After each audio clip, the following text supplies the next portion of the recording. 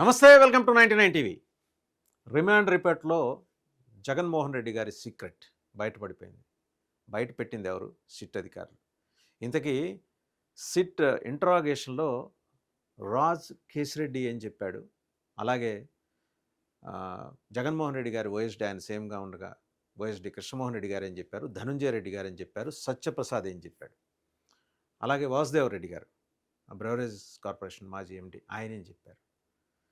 వీళ్ళందరూ కలిసి చెప్పిందేంటి? విడివిడిగా చెప్పిందేంటి? జనరల్‌గా ఇన్వెస్టిగేషన్ ప్రాసెస్‌లో ఇలాగే ఉంటుంది. నలుగురు అక్యూజ్డ్‌ని as long as court decides and gives verdict, వాళ్ళు అక్యూజ్డే, నిందితులు మాత్రమే. వాళ్ళని దోషులని సాధారణ పౌర సమాజం వాళ్ళని దోషులుగా పిలవటానికి వీల్లేదు, నిందితులే. అలాగే ముద్దాయని కూడా అనకూడదు, నిందితుడు. సరే, ఆ నలుగురు నిందితుల్ని విడివిడిగా విచారించిన సిట్, కలిపి విచారించిన సిట్ చాలా అంశాలను ఎలిసిట్ చేసింది. ఇట్లాగా జల్లెడ బట్టి ఎలిసిట్ చేసింది. ఆ క్రమంలో సత్యప్రసాద్ ఏం మాట్లాడాడు, వాసుదేవరెడ్డి ఏం మాట్లాడాడు, కృష్ణమోహన్ రెడ్డి గారు ఏం మాట్లాడారు, యాజ్ వెల్ ధనుంజయ రెడ్డి గారు ఏం మాట్లాడారు. వాళ్ళైతే జగన్మోహన్ రెడ్డి గారి ఆంతరంగికులు కంప్లీట్గా. అసలు రాజ్ కేశిరెడ్డి ప్రస్థానం ఎక్కడ మొదలైంది? ఆయన ఎవరి డిస్టిలరీని కబ్జా చేసి అంచెలంచెలుగా ఎదిగి గవర్నమెంట్కి అడ్వైజర్ అయ్యాడు? ఆయన అడ్వైజర్ చేసిన రోల్లో చేసిన దాంట్లో విజయసాయిరెడ్డి గారి పాత్ర ఏంటి? ఇవాళ విజయసాయిరెడ్డి గారు ఎదురు తిరిగి మొత్తం నాకేం తెలీదు అంతా రాజ్ కేశిరెడ్డి అని. రాజ్ కేశిరెడ్డిని ఎక్కడో కూర్చున్న బూజు పట్టిన ఒక విగ్రహాన్ని తీసుకొచ్చి దాన్ని నగిషీలు చెక్కి మూల విరాట్గా మార్చి తర్వాత దానికి అన్ని శక్తియుక్తులని ప్రపంచానికి తెలియచెప్పిందే విజయసాయిరెడ్డి గారు. మరి ఇవాళ ఆయన రాజ్ కేశిరెడ్డి మొత్తం చేశాడు నాకేం తెలియదంటే జనం నమ్మటానికి సిద్ధంగా లేరు. ఇంకొకటి, అన్నింటికన్నా అస్టానిషింగ్ ఫ్యాక్టర్ ఏంటంటే అక్కడ ఈయన రాజ్ కేశిరెడ్డికి జైల్లో సకల సదుపాయాలు లభిస్తున్నాయి. చక్కటి స్మార్ట్ ఫోను, ఆయన ఎప్పుడు కావాలంటే అప్పుడు బయట తన ప్రజానీకంతో, తనకు అనుబంధంగా ఉన్న ప్రజానీకంతో మాట్లాడుకోవడానికి సౌకర్యాలు. మరి గవర్నమెంట్ ఏం చేస్తుంది? హోమ్ మినిస్టర్ గారు ఏం చేస్తున్నారు? ఇంత జరుగుతుంటే మరి పిలిచి మాట్లాడాలి కదా, జైలు అధికారులను పిలిచి మాట్లాడారు కదా, మాట్లాడారా లేదా? కనీసం డీజీపీ అంటే డీజీపీ పర్వ్యూ ఉందో లేదో తెలియదు, ఎందుకంటే జైల్స్ అనేసప్పటికి సపరేట్ డీజీ ఉంటారు కాబట్టి. ఆ డీజీ మరి మాట్లాడారా లేదా? హోమ్ మినిస్టర్ గారికి ఇన్ఫర్మేషన్ ఇచ్చారా? హోమ్ మినిస్టర్ గారు ముఖ్యమంత్రి గారికి చెప్పారా లేదా? అసలు రాజ్ కేశిరెడ్డికిను విజయవాడ ఎంపీ కేశినేని చిన్నికి ఉన్న ఆ లాలూచి, ఆ బంధం, అసలు ఆ ఐకమత్యం ఏంటో అర్థం కావట్లేదు.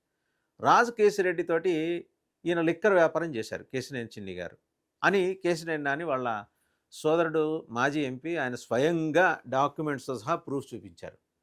వీళ్ళిద్దరు ఆఫీసులు హైదరాబాద్లో ఉన్న అద్దెకి తీసుకున్నో లేకపోతే కొనుక్కున్న ఆఫీసో, మొత్తానికి ఒకే ప్రమిసెస్లో ఉన్నాయి. ఒకళ్ళు రాజ్ కేశిరెడ్డి గారిది ఆఫీస్ ఇది అయితే, ఇటు కేశినేని చిన్ని గారి ఆఫీస్. ఇంకా అంతకన్నా ఆశ్చర్యకరం, కళ్ళు బైర్లు కమ్మే నిజం ఏంటంటే ఇద్దరు ఆఫీసులకి ఒకటే కామన్ మెయిల్ ఐడి. ట్రాన్సాక్షన్స్ అన్నీ ఒకళ్ళకి ట్రాన్సాక్షన్ ఒకళ్ళకి తెలిసినాయి. చిన్ని గారు ఒక మాట అనొచ్చు, ఆ విషయం నానిగారు కూడా అన్నారు, అదంతా నేను కాదు కదా, మా చిన్ని గారి శ్రీమతి వారి పేరుతో ఉన్నది కదా, నాకేంటి సంబంధం అని. సరే, రాజ్ కేశిరెడ్డి గారికి చిన్ని గారికి ఉన్న అనుబంధం ఏంటి? సిట్ అది కూడా విచారణ చేస్తోంది. ఇప్పుడు ఆయనతో పాటు ఇంకొక ఇద్దరు ఎంపీల డొంక కదులుతోంది. కేశినేని చిన్ని గారు ఎక్స్పోజ్ అయిపోయారు. అయిపోయిన తర్వాత ఇప్పుడు పార్టీ పిలిచి వివరణ అడగలేదు ఆయన్ని, ప్రభుత్వం వివరణ అడగలేదు. ఆయనే ఇద్దరికి సమానం చెప్తున్నాడు, అడిగిన వాళ్ళకి అడిగిన వాళ్ళకి. రోజు విడిచి రోజునో ఏదో ఒక టైంలో ఆయనకు కావాల్సిన మీడియాని పిలిపించి మాట్లాడుకొని ఆయన చెప్పాలనుకుని చెప్పేస్తున్నాడు. బట్ ప్రభుత్వం ఎందుకు అడగట్లేదు? రాజ్ కేశిరెడ్డికి కేశినేని చిన్నికి ఉన్న అనుబంధం ఏంటి? కేశినేని నాని అడిగాడని కాదు, మీకేంటి అనుబంధం? మీ ఇద్దరు ఎందుకు, అసలు ఈయన లిక్కర్ వ్యాపారంలో చిన్ని గారు ఎందుకు పెట్టుబడులు పెట్టాల్సి వచ్చింది? అవి మనీ ఎక్కడ రొటేట్ అవుతుంది? అండ్ అన్నింటికి మించి ఇంకా దారుణమైన విషయం ఏంటంటే, ఈ రిమాండ్ రిపోర్ట్లో జగన్ సీక్రెట్ని బయటపెట్టింది వాసుదేవరెడ్డి గారు. ఏంటంటే జగన్ తరఫున బినామీలు చుట్టుపక్కల పేకాట క్లబ్బులు నడుపుతున్నారు, బోల్డంత మనీ సర్క్యులేట్ అవుతోంది, సర్క్యులేట్ అయిన మనీ కీలకంగా ఉన్న ఒక చోటుకి వెళ్తుందని. అది వాళ్ళ రిమాండ్ రిపోర్ట్లో వాళ్ళు మెన్షన్ చేయలేదు, కానీ వాళ్ళ నోట్స్, పర్సనల్ నోట్స్ ఉంటుంది, కేసు డైరీలో రాసుకున్నారు ఇదంతా. పేకాట క్లబ్బులు ఎప్పుడు మొదలైనాయి? జగన్మోహన్ రెడ్డి గారి ప్రభుత్వం ఉన్నంతవరకు లేవు. ప్రభుత్వం మారిన తర్వాత పేకాట క్లబ్బులు విజయవాడ పరిసర ప్రాంతాల్లో వచ్చేసినాయి, విచ్చలవిడిగా వచ్చేసినాయి. జగన్మోహన్ రెడ్డి గారు మొత్తుకునేది అదే. తమాషా ఏంటంటే ఆ నిర్వాహకులు తెలుగుదేశానికి అనుబంధంగా పనిచేయట్లా, వాళ్ళు వైసీపీకి అనుబంధంగా పనిచేస్తున్నారు, కానీ తెలుగుదేశం కనుసన్నల్లో పనిచేస్తున్నారు. అంటే ఐకమత్యం ఇక్కడ కనిపిస్తుంది కదా తెలుగుదేశానికి, వైఎస్ఆర్సీపీకి. మరి పరస్పరం కేశినేని నాని గారు, కేశినేని చిన్ని గారు వీళ్ళు చేసుకోవటమేనా ఆరోపణలు? తెలుగుదేశం, వైసీపీ చేసుకోవటమేనా ఆరోపణలు? దీంట్లో నిజమెంత? మాట్లాడాల్సింది ఎవరు? ప్రభుత్వం మాట్లాడాలి. అసలు ఇంత జరుగుతుంటే విజయవాడ ఎంపీ గారు ఏంటి ఇలా జరుగుతోందని సీఎం గారు పిలిచి అడిగారా ఆయన్ని? ప్రభుత్వం పిలిచి అడిగిందా? అప్పటికే ఆయన ఇంకొక ఇష్యూలో ఇరుక్కొని ఉన్నారు. ఏది ఉర్సా భూముల కుంభకోణంలో ఇరుక్కొని ఉన్నారు. ఆయన క్లాస్మేట్స్కి సతీష్ అబ్బూరి గారు ఒక 60 ఎకరాల ల్యాండ్ ఇప్పించారు. మంచి మనసుతో ఇప్పించారు. వాళ్ళు పెట్టుబడి పెట్టింది లేదు, రూపాయి లేదు. దాదాపు 60 ఎకరాల ల్యాండ్ విశాఖపట్నంలో మంచి సాగర్ తీరంలో 60 ఎకరాల ల్యాండ్. ఈ ల్యాండ్లో వాళ్ళు ఏంటంటే 5 ఏళ్లలో బ్రహ్మాండమైన టెక్నాలజికల్ హబ్ ఒకటి నిర్మిస్తారట. ఇంత రెవెన్యూ సంపాదిస్తారట. పోనీ వీళ్ళ ఆథరైజ్డ్ క్యాపిటల్ ఎంత? 10 లక్షలు. 10 లక్షల ఆథరైజ్డ్ క్యాపిటల్ ఉన్న 2 నెలల పురిటిగుడ్డికి 60 ఎకరాల దారదత్తం చేశారు. అంటే టీసీఎస్ భుజం నుంచి తుపాకీ పేలుస్తుంది ప్రభుత్వం. ఏమని?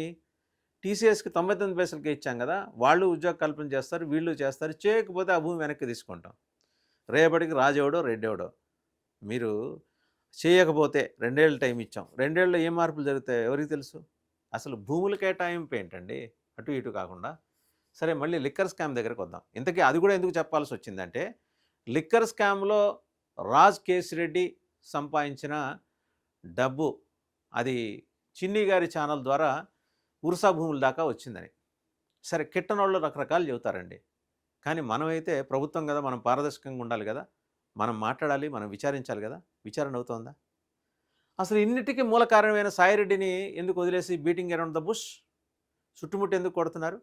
సాయిరెడ్డిని ఎందుకు పిలవట్లా? సాయిరెడ్డిని పిలిస్తే సయేంద్ర స్వాహ అన్నట్టు ఈ జనమేజయుడు సర్పయాగం చేసేప్పుడు తక్షకుడు రాడు. ఎంత పిలిచినా వచ్చే పాములు వచ్చి ఆ అగ్నిగుండంలో పడి చచ్చిపోతుంటాయి. తక్షకుడు రాడు. తక్షకుడే కదా జనమేజయుడి తండ్రిని చంపింది, పరీక్షిత్తుని కాటేసి. తీరా చూసి యజ్ఞం చేసే యాజు అండ్ మహర్షి దివ్యదృష్టితో చూస్తే తక్షకుడు వాడు సర్పం కాబట్టి ఇంద్రుడి సింహాసనాన్ని చుట్టుకొని ఉంటాడు. అది చూసి సయేంద్ర స్వాహ అంటాడు ఈయన.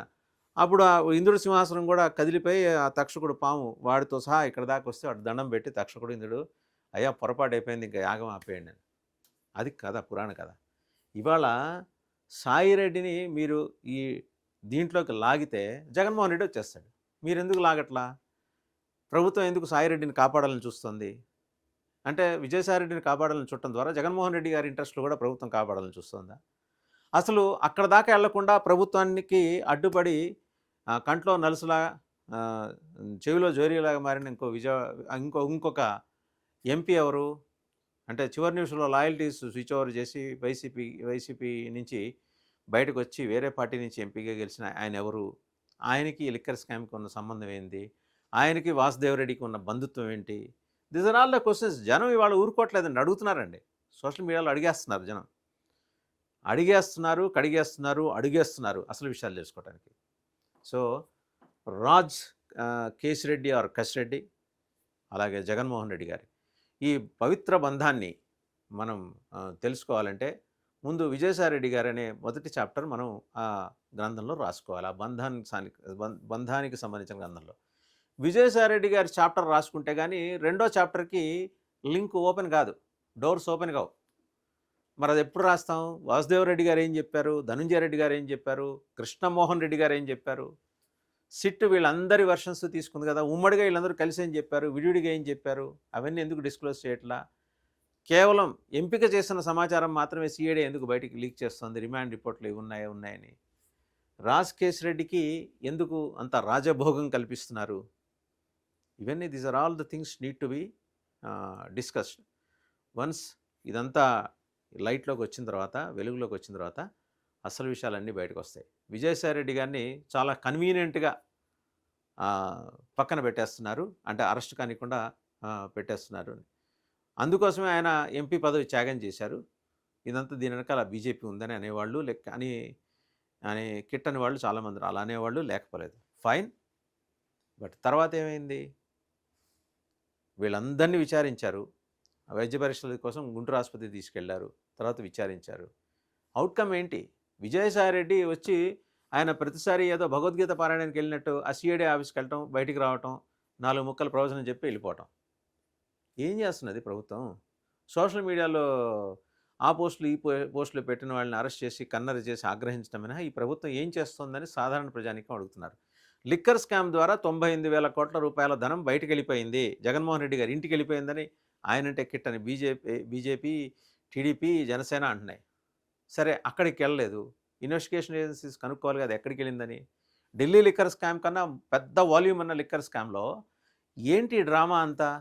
సాధారణ ప్రజానీకం చిరాకు పడుతున్నారు. వాళ్ళు చిరాకు పడి వాళ్ళ చిరాకు ఎక్కువ కాకముందే ప్రభుత్వం వాస్తవాలన్నీ ప్రజల ముందు పెట్టేసి, అందులో ఇన్వాల్వ్ అయిన ఆ ప్రభుత్వానికి చెందిన వాళ్ళు బీజేపీ కావచ్చు, జనసేన కావచ్చు, టీడీపీ కావచ్చు, ఆ ఎంపీలందరినీ కూడా వాళ్ళ చేత వివరణ ఇప్పిస్తే ప్రభుత్వం క్రెడిబిలిటీ నిలబడుతుంది.